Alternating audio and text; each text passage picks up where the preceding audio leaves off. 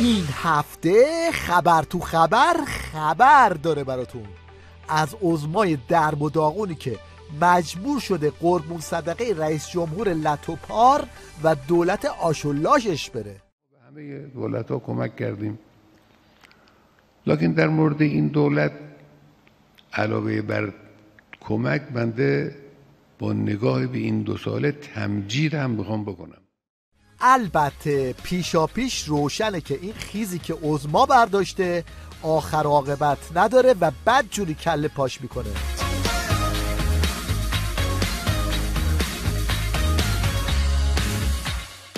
حالا اگه سوالتون شده که چرا خامنه‌ای میخواد از رئیسی تمجید کنه، یه دلیلش اینه که ریال رو تبدیل کرده به پهن.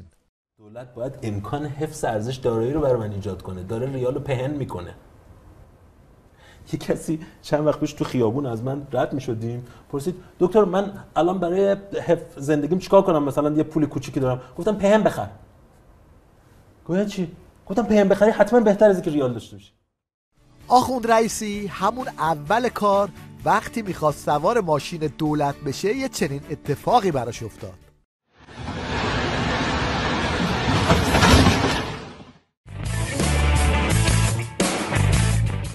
از اونجایی که ماشین اسقاطی آخوند رئیسی بدجوری پنچر شده، نوچه های عظما هر کدوم با یه ترمبه افتادن به جون لاستیکای زوار در رفته دولت رئیسی.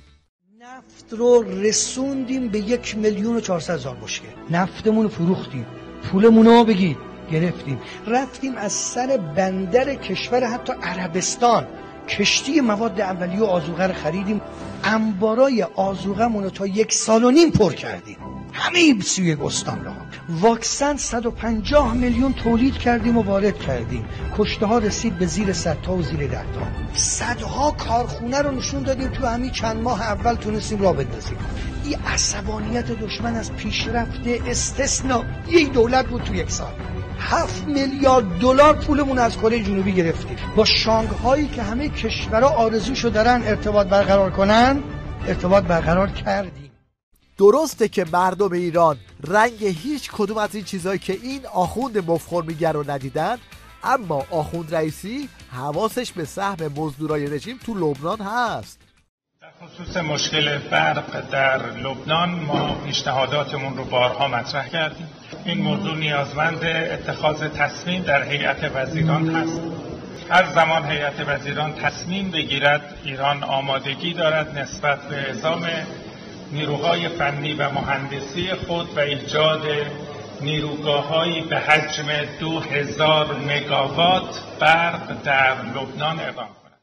ببینید عظما چطوری به پیسی خورده و به چه روزی افتاده که این جوجه خبرنگار حکومتی رو آورده که از آخوند رئیسی دفاع کنه.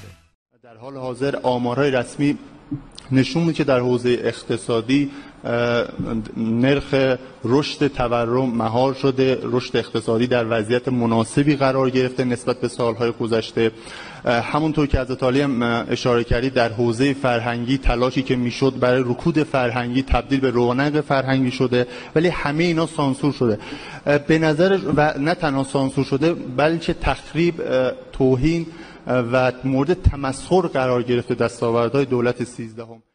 این هم یه نمونه دیگه از دستاوردهای آخوند رئیسی. سطل زباله رو از شهرداری بومهن برداشتن بردن نجف. همین الان نجف ساعت 12:55. ببینین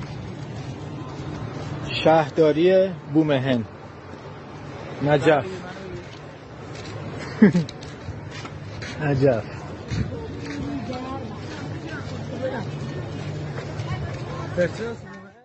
این هم یه چشمه دیگه از وضعیت پول ملی ایران.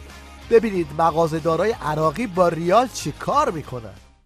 ببین این پول مال عراق نیست، پول ایران نیست به جیب، این به سلت اشغال، سطل اشغال، سطل اشغال. این ببین نگاه کن، احترام نداره. این همین اینه پول ایران رفته سطل اشغال عراقی ها. اینه 6 دینار. ولی دلار دلار رفته همه تو جیب. اینجا دلار اینجا، عراقی اینجا فقط بوله مال ایران سفلت اشغال داره. این وسط رئیسی جلاد تنها کاری که ازش برمیاد یا سوتی دادنه یا این بیمزه بازی ها. ها رو گرفتید برای آب خوردن؟ همه منتظر این آب بودن هم؟ جناب آقای درید وحیدی، خبرنگار محترم شبکه. حالا دیگه مهره‌های ریزشی رژیم هم صاف صاف به دوربین نگاه میکنن و از پایان کار این رژیم میگن. ساده صریح بپرسم ازتون، شما منظورتون این که جمهوری اسلامی به پایانش رسیده؟ بله. جامعه‌ای که نظامی که روایت نداره، قصه نداره، نمیتونه بیاد به مردمش به افکار عمومی بگه که دستاوردهای من این بوده 1 2 3 4 5. بله به پایان رسیده. مشنگستان این هفته رو با یه مقایسه ساده شروع میکنیم. اولیش حرفای آخوند رئیسی در شهریور 1402.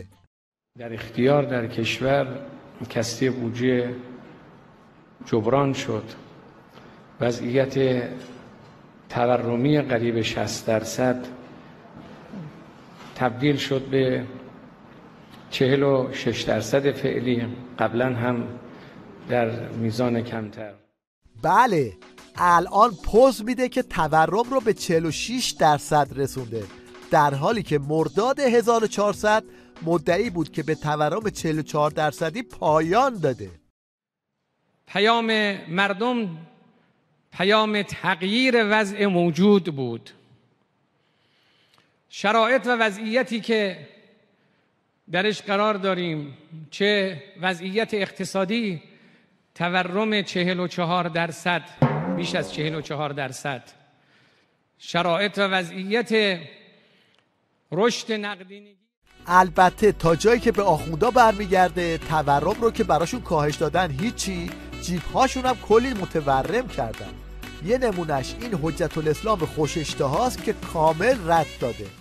من طلب باید کمکم کنی. کی باید بکنی؟ مردم. من نوکری میکنم تا وظیفت اینه که حمایت کنی. والسلام. ندیم به جهنم روز قیامت. تو لیاقت نداشتی که به نوکر امام زمان کمک کنی. من لطف میکنم از مردم پول میگیرم. اینو جدی دارم میگم. به مخاطبم گفتم مخاطب تو پول میدی، من دارم لطف میکنم از تو پول میگیرم، برای نوکر امام زمان، برای مال وقفی، برای مسجد خرج میکنم. من که مال خودم نیستم که. یه نفرم لیاقت نداره، برو پولتو خرج دعوا دکتر کن. پولی که برای امام زمان خرج نشه خرج دعوا، پول امام حسین نشه، روزه امام حسین نشه، بعد خرج دعوا دکتر شه، یا بره دخترش کف خیابون جمع کنه. شماره کار گذاشتم هر کی حال کرد بده. تازه من توفیق نوکری کنم، تو هم توفیقی که پولتو بدی من اینجا خرج کنم. پولت اینجا نه توی میکروفون خرج، برو ساز و دهل آوار بگیر، من جا تبیین نشه کوفت دیگه میشه. این هم یه ورژن دیگه از آخوندهای ولایت مداره که میخواد عظما رو ابرقدرت گیم کنه. ببینید اگر یک پشتوانه‌های بزرگ بیاد، خب من قول میدم تا 10 نهایت 15 سال دیگه مثل رشته‌های علمی کشور، نظامی کشور، من ایران به یک ابرقدرت بازی جهان تبدیل میکنم. خیزی که این برای ابرقدرت کردن عظما برداشته تهش این میشه.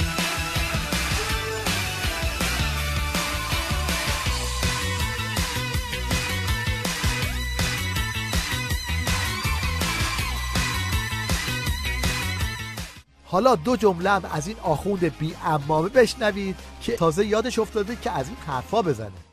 ترین گزینه برای آینده سیاسی ایران براندازیه. باعث جنگ داخلی میشه، باعث برادرکشی میشه. ما که دنبال این نیستیم، کسی دنبال این نیست. براندازی در ایران امکان نداره مگر با دخالت خارجی، اون چیزی که در عراق اتفاق افتاد. ولی اون تئوری های براندازی که خارج نشینایی دارن تبلیغ میکنن، حزب درست میکنن و با هم جمع میشن حرفای میزنن، مشکلشون اینه که جامعه ایران نمیشناسن. درسته که بعضی جوانها شعارهای ضد جمهوری اسلامی میدن، ولی واقعیتشو بخواید اینا دنبال براندازی نیستن، اینا دنبال اصلاح نظام سیاسی هست. این هم یک استدلال مشنگانه از زبون سلبریتی های حکومتی.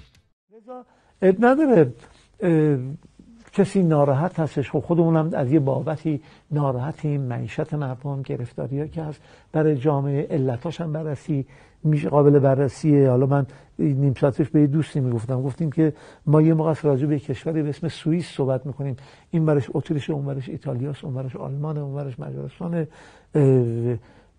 یوگسلاوی فلان، اینا. خب این کشور دغدغه‌ای نداره، گرفتاری نداره.